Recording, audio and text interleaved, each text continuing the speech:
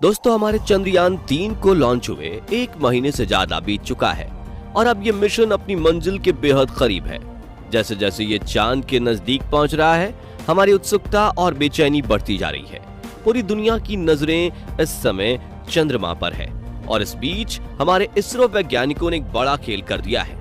एक ऐसा कारनामा जिसने हमारे इस अंतरिक्ष यान को चांद के बिल्कुल करीब पहुंचा दिया है।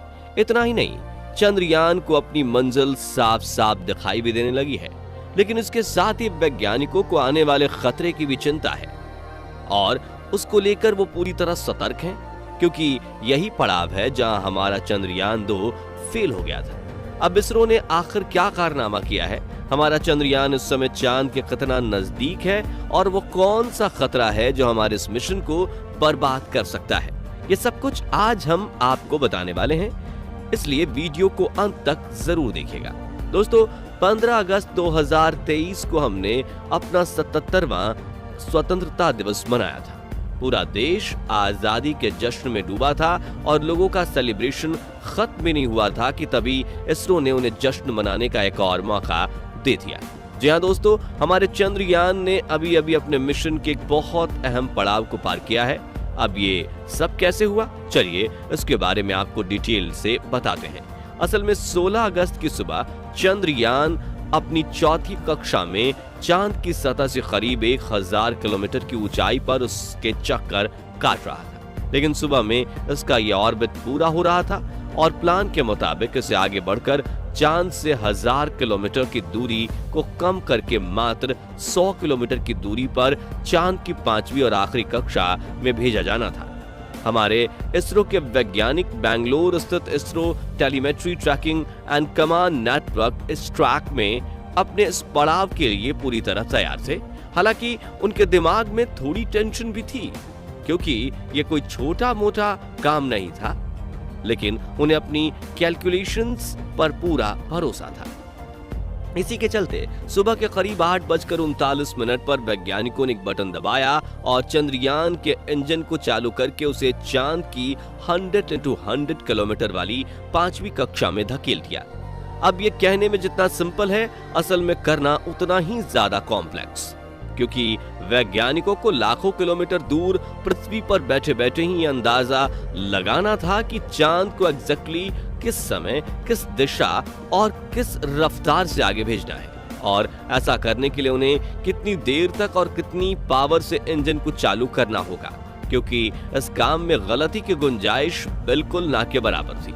एक छोटी सी मिस कैलकुलेशन पूरे मिशन को बर्बाद और अब तक की गई सारी मेहनत पर पानी फेर सकती थी, लेकिन हमारे वैज्ञानिकों ने बिना कोई गलती किए इस काम को सफलतापूर्वक अंजाम तक पहुंचा दिया।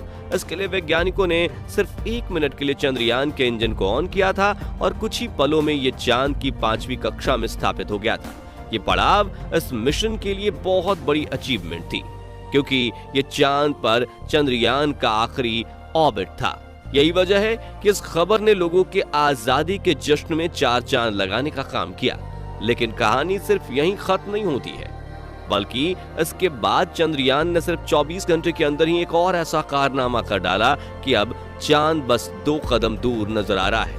दरअसल 100x100 की कक्षा में एंटर करने के बाद इसरो के वैज्ञानिकों ने प्रपल्शन मॉड्यूल और विक्रम लैंडर को एक दूसरे से अलग कर दिया है। ये काम भी काफी टेक्निकल और कॉम्प्लिकेटेड था। इसके लिए वैज्ञानिकों ने बिना इसकी गति में कोई छेड़छाड़ किए इन दोनों हिस्सों को जोड़ने वाले हुक्स को खोल दिया है।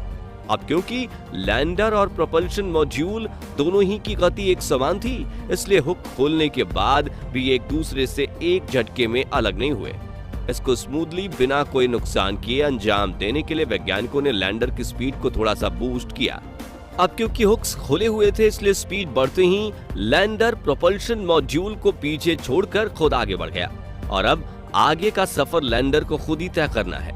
इसके लिए इसरो का प्लान ये है कि 18 और 19 अगस्त को लैंडर की डीऑर्बिटिंग स्टार्ट कर दी जाएगी, यानी इसके ऑर्बिट को छोटा करने के साथ चांद की सतह से इसकी दूरी भी कम की जाएगी। इस तरह आने वाले 1-2 दिन में विक्रम लैंडर 100x30 किलोमीटर की कक्षा में पहुंच जाएगा और इसी तरह धीरे धीरे आगे बढ़ते हुए पहले ये अपनी लैंडिंग साइट को डिटेक्ट करेगा और उसके बाद अपने रेट्रो बूस्टर्स की मदद से 23 अगस्त के दिन शाम को करीब 5:47 पर हमारा चंद्रयान चांद की सतह पर उतर जाएगा।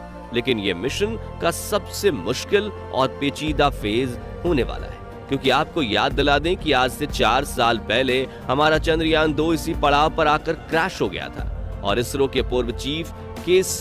का प्रधानमंत्री के कंधे पर सर रखकर रोने वाला मंजर आज भी हमारे जहन में ताजा है। तो अब सवाल ये उठता है कि चंद्रयान 3 का हाल चंद्रयान 2 जैसा ना हो, इसके लिए वैज्ञानिकों ने क्या तैयारियां और क्या बदलाव किए हैं। लेकिन इसका जवाब जानने से पहले चलिए हम आपको बताते हैं कि चंद्रयान 2 आखिर क्रैश क्यों हुआ था। दोस्तों, चंद्रयान 2 भी चंद्रयान 3 की तरह अपने propulsion मॉड्यूल से अलग होकर डी-ऑर्बिटिंग स्टार्ट करने तक पूरी तरह से सफल रहा था और किसी को भी इसके क्रैश होने की रत्ती भर उम्मीद नहीं थी। लेकिन हुआ ये कि लैंडर के ऑन बोर्ड गाइडेंस सिस्टम ने एल्टीट्यूड का ओवर एस्टिमेशन कर लिया, यानी लैंडर एक्चुअली जिस ऊंचाई पर था सिस्टम को लगा कि वो उससे कहीं ज्यादा ऊपर है। अब इससे हुआ ये कि कंप्यूटर सिस्टम के नीचे जाने की जो गति जितनी जरूरी थी उतना कम नहीं किया गया, क्योंकि उसे लगा लैंडर अभी काफी ऊंचाई पर है। इसके अलावा लूनर सरफेस से सिर्फ 2.1 किलोमीटर की ऊंचाई पर किसी टेक्निकल ग्लिच के चलते इसरो से इसका संपर्क भी टूट गया, यानी वैज्ञानिक इसे बचाने के लिए खुद से भी कोई एक्शन नहीं ले पाए और चंद्रयान 2 तेज स्पीड से नीचे की तरफ जाते हुए क्रैश हो गया। इन्हीं सब कमियों को देखते हुए इस बार वैज्ञानिकों ने चंद्रयान 3 के लैंडिंग सिस्टम में कुछ बड़े और अहम बदलाव किए हैं। सबसे पहले तो इस बार ऑन बोर्ड कंप्यूटर को एआई से जोड़कर पहले से कहीं ज्यादा एडवांस बनाया गया है। साथ ही इसमें सेंसर्स की संख्या भी बढ़ाई गई है ताकि कोई सेंसर अगर फेल भी हो जाए तो भी दूसरे सेंसर्स की मदद से इसे सेफली लैंड कराया जा सके। इसके अलावा इस बार लैंडर में लेजर डॉपलर वेलोसिटी मीटर यानी LDV और लैंडर हॉरिजॉन्टल वेलोसिटी कैमरा यानी कि LHVC, ये 2 बेहद अहम एडवांस उपकरण लगाए गए हैं। इसमें LDV का काम चांद की सतह पर लेजर से यह पता लगाना है कि लैंडिंग साइट पर कोई बड़ा गड्ढा या पत्थर तो मौजूद नहीं है। इसके अलावा LHVC का काम नीचे उतरते समय जमीन की लाइव तस्वीरें लेकर कंप्यूटर सिस्टम को भेजना है ताकि वो सही जगह का चुनाव कर सके।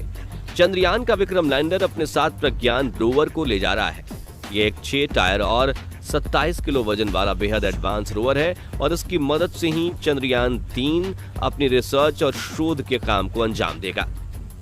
चंद्रयान 3 के लैंडर को कितना एडवांस बनाया गया है, इसका अंदाजा आप इसी से लगा सकते हैं कि अगर इसके सारे सिस्टम भी फेल हो जाएं तब भी ये सॉफ्ट लैंडिंग करने में सफल होगा, क्योंकि अभी कुछ दिन पहले इसरो के चीफ S. सोमनाथ ने एक इवेंट के दौरान ये कहा था। ये सारी चीजें और सब बातें समझने के बाद हमें इस बात का पूरा यकीन है कि 23 अगस्त के दिन शाम को करीब 5:45 बजे हमारा चंद्रयान 3 चांद के दक्षिणी ध्रुव इलाके में जरूर लैंड करेगा और हमारे भारत का झंडा सिर्फ देश विदेश ही नहीं बल्कि चांद पर भी लहराता रहेगा।